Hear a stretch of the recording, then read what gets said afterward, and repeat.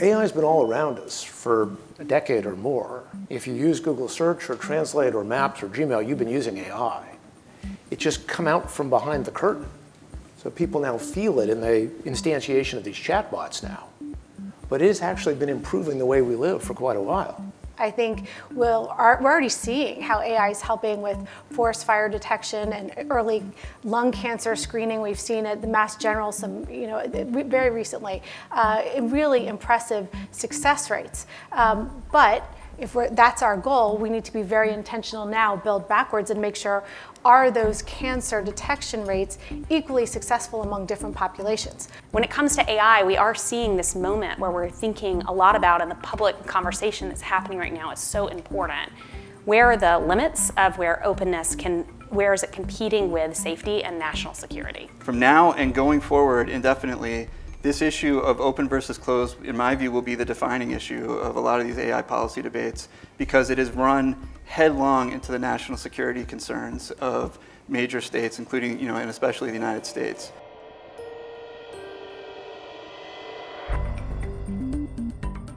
I'm actually fine being a regulation taker.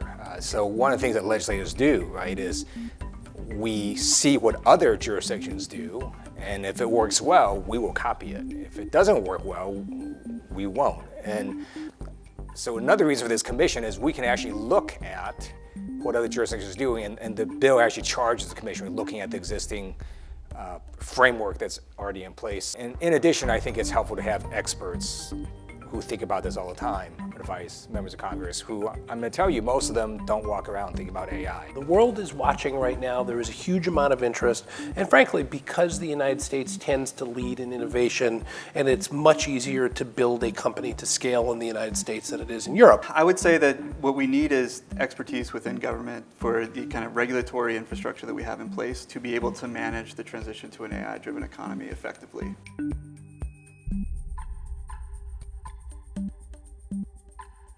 You can worry about AI being too bad or too good.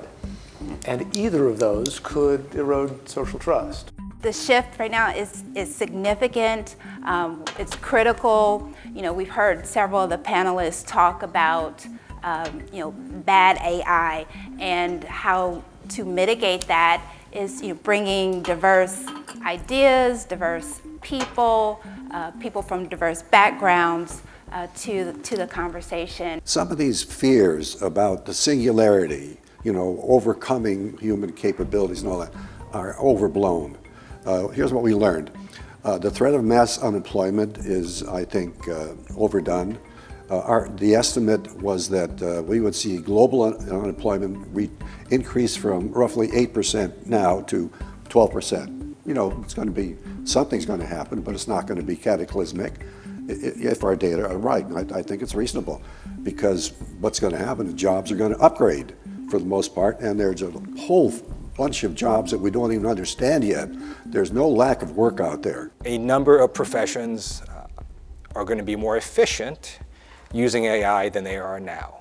And a number of professions will get the same amount of work done in 4 days with AI as they do now in a 5-day work week without using this AI.